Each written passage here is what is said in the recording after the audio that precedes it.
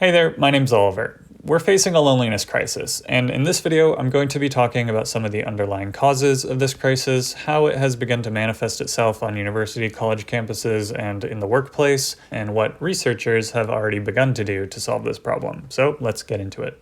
A wicked problem.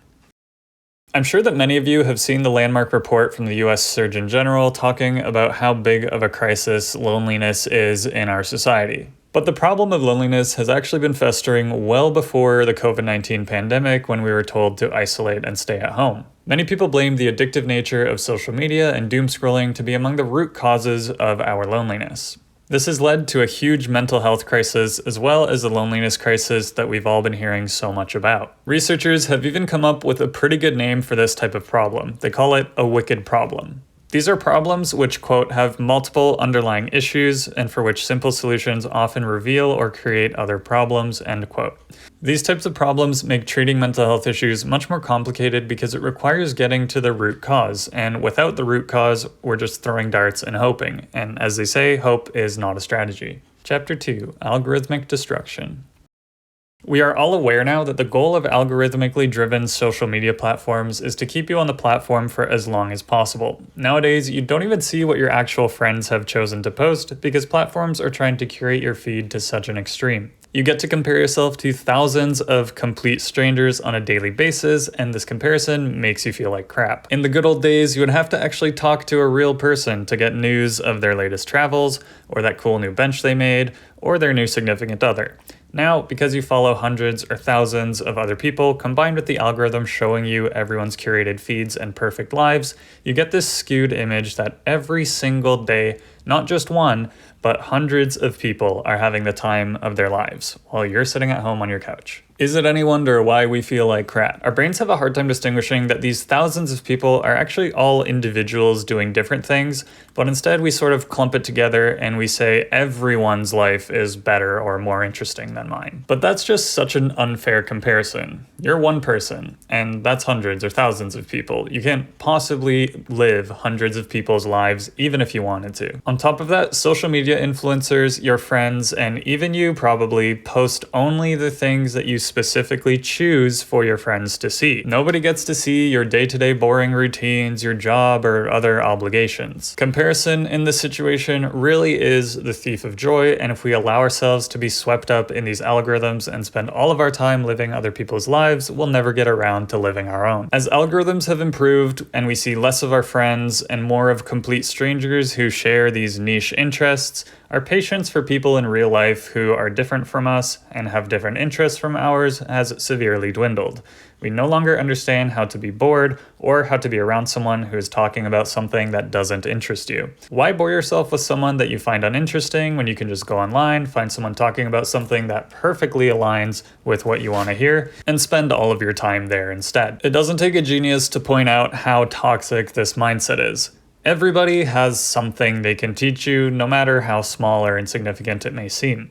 But if we choose not to put ourselves in situations to learn from other people who don't completely align with us, all we're doing is making ourselves into these one-dimensional creatures with no compassion for others, no interest in learning, and becoming more and more polarized. Chapter 3, Boredom's Cure. We've become very good at isolating ourselves from people in the real world, we've lost the ability to be bored and to be around people who are different from us, and we put ourselves in this bubble and find it hard to relate to others, and then claim that we have no friends or no one who understands us. Then we resort to going to one place where we can find that niche person talking about how interesting a dodo bird's feet are, and that's online. But we'll never actually be able to talk to that person who created that social media post or that content, and odds are that if you go and hang out with your friends, they probably won't be all that interested in how cool dodo birds' feet are, even if you might. Part of life is learning how to be self-aware and situationally aware, and learning how to manage relationships. It doesn't mean that if your friends aren't interested in dodo birds' feet, that they aren't interested in everything else you have to say. But if you spend enough time on the internet, that's what they'll have you believe. With the amount of polarization, it's extremely important to spend time around real people. See individuals for the depth of the person they are, say stupid things around your friends, and do risky things. I'll say this one more time because I think it bears repeating. You should strive to live your own life.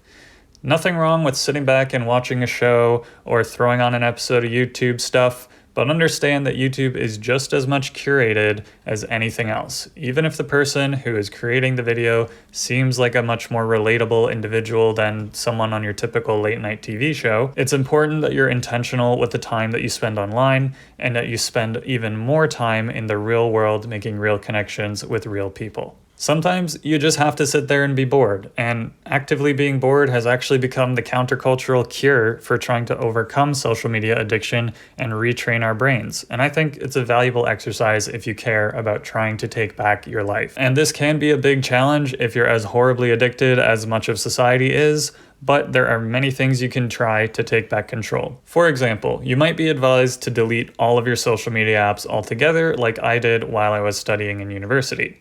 This was probably one of the best decisions I made at the time, and I'm strongly considering doing that again now. All of these apps and all of their goals are just so much more destructive to my life than they are constructive to my life, and I think the same can be said for a lot of people. Whatever you choose to do, it has to be a system that works for you and that you can stick to. Chapter 4. The Loneliest Generation. While our understanding of social media addiction and its isolation has grown significantly, there is one place in particular that can enable us to predict what is to come, and that's on college and university campuses.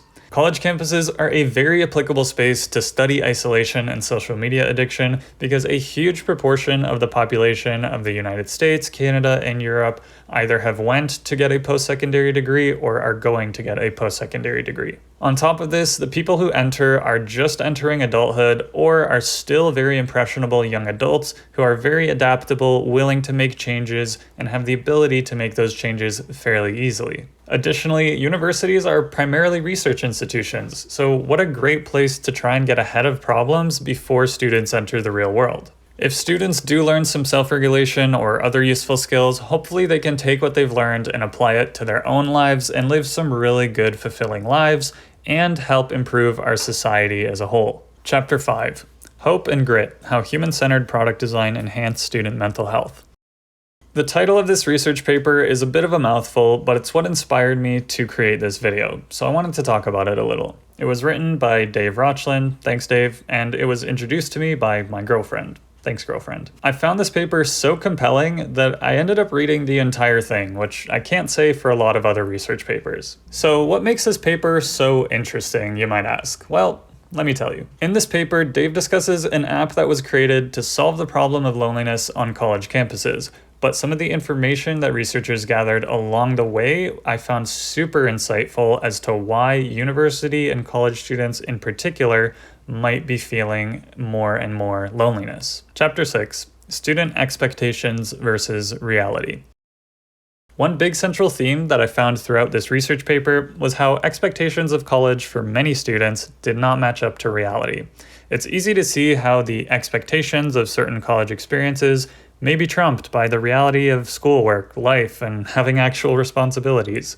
While some students are able to find a good balance between being social and managing their studies, it is clear that there are a lot of students, and the number is increasing, who, upon entering college, are already at risk of isolating themselves, who bring pre-existing mental health problems with them, which then results in poor outcomes. Students who already have mental health issues or who are more prone to isolating themselves end up dropping out at higher rates, having worse physical health, lack confidence in their future employment prospects, and their ability to succeed later in life. Isolation can have some pretty severe consequences. Some of the reasons students might isolate themselves, which are cited in the paper, are quite interesting. They cite a lack of guidance, a lack of social skills in general, falling back on old friendships, and the expectation that making friends should be a piece of cake and everybody will be so friendly and you shouldn't have to work to be friends with someone. Many students up to the point that they enter college or university have probably never had to think about how to make friends. But in a new environment, often the old rules no longer apply and you have to relearn how to do something that has always been second nature. Many students often need a bit of a push to make friends, and some never end up finding their community at all. So for those students who have pre-existing mental health problems or who are more prone to isolating themselves, That leaves colleges in a situation where they're bleeding from trying to provide these mental health resources, and it takes students months to actually get in and get booked with a counselor to try and solve these problems. But this type of counseling doesn't really focus on what the paper has identified as the underlying issues of isolation, loneliness, and lack of friendship. I can attest anecdotally from speaking with friends who went to different universities that they found the experience of making friends in university frustratingly difficult. It's easy to see why if you look at the circumstances. Even if you have a class with one or two people who you might get along with, it's likely that you won't share more than a few lectures together. Many people often skip lectures, so you don't know when you might bump into them. And since it's a lecture, the opportunities to have a discussion with your classmates are very, very limited. Then, if you have to run to another class immediately after the lecture, you don't really have time to stick around and have a conversation. So you often just end up taking the easy way out, going to classes by yourself, studying on your own, and feeling isolated with no approachable methods to make connections. When you combine this with the culture that we have now of walking around with your headphones in all the time, listening to your own personal social media stuff and not interacting with the world around you, as well as when you sit in a cafeteria, you choose to go on your phone instead of being in a bit of discomfort and talking to the person on the table next to you, it becomes so unbelievably easy to self-sabotage and end up feeling isolated for most of your time at university. And the researchers identified this problem as well, saying every time you check your phone in company, what you gain is a hit of stimulation, a neurochemical shot, and what you lose is what a friend, teacher, parent, lover, or coworker just said, meant, or felt. The always-on reality shifts attention away from conversations with classmates to smartphone screens. And just to add to this issue, the researchers also identified that even if you do create initiatives to bring students together, but you provide them with no guidance on how to actually make friends or connect, it only really adds to their stress because many people have lack of confidence in their social skills. Chapter 7, Tech for Good. After working to understand the friendship and loneliness problem that college students are facing, the researchers teamed up with a technology company to create an application that would help students. They wanted to close the skills gap in students' social skills and encourage them to take small social risks. They wanted the app to focus on 4 main problems. The first was destroying the myth of magical friendship, i.e. bringing students back to reality. The second was empowering students to step outside their comfort zones. The third was helping to process setbacks and reflect. And the fourth was to build the friend-making muscle over time. After presenting a few prototypes to a group of students, they eventually landed upon a design which would come to be known as the Nod app. Currently, this app is administered directly through schools and is only available on select campuses, so I'm just going to give you an idea of how this thing works. Effectively, the app will prompt students with small social tasks and then will ask them for a deadline at which they think they'll be able to complete this.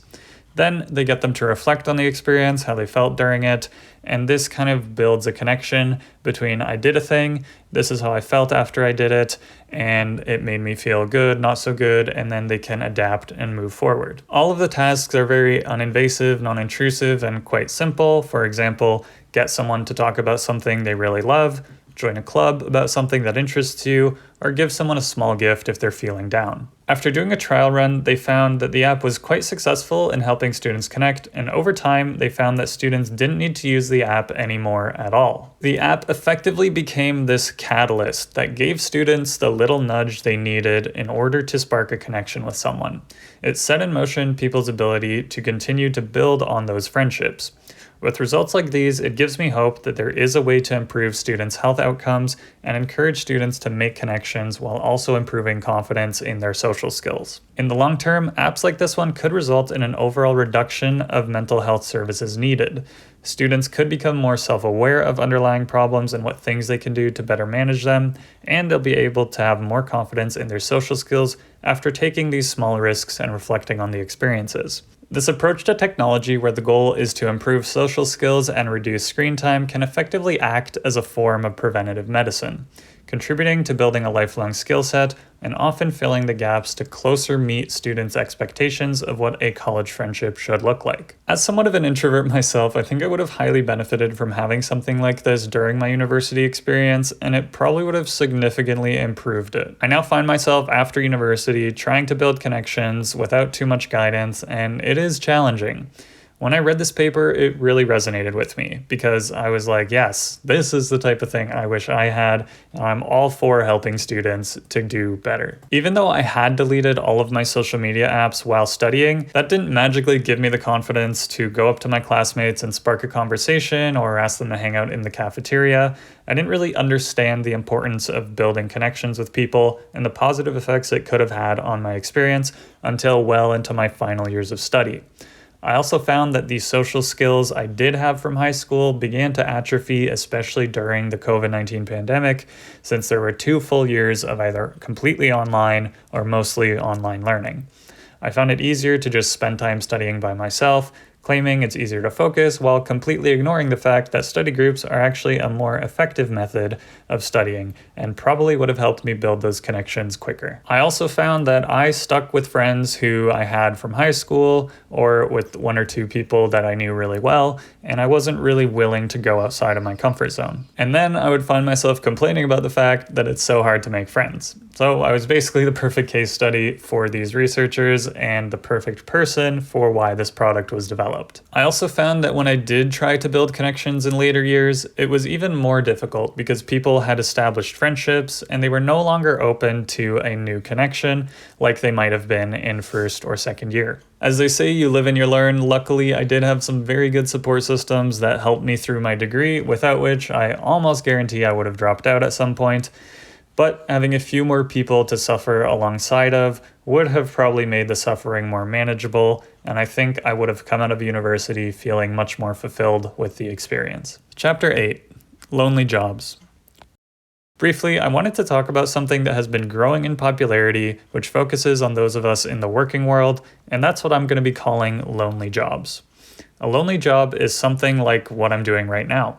A solo video creator or writer, someone who is running their own business in the early stages, or even people who are working at a remote-only company. If you're a person who struggled to build connections in university, and then you choose to go into a lonely job or career, you're likely to isolate yourself even further and feel even more lonely, and instead of your mental health getting better, it's progressively going to get worse and worse. This is where I want to propose a similar style app for those of us in the working world, even if you're not in a lonely job, but you're just trying to build connections and you need a little bit of guidance. The problem of lacking connections begins in university, but based on the fact that 21% of males in the US, based on a recent Gallup poll in 2021, report having 1 or fewer close friends.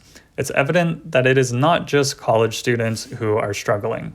Entering the workplace is another big shift, just like the one from high school to university, and you again find yourself in a new environment where the same old rules may not apply, and there may not really be anyone there to teach you the etiquette and the skills that you need to connect and survive. The main issue with the proposal from my new app is that the Nod app creators mention in the research paper that their business model is not very profitable.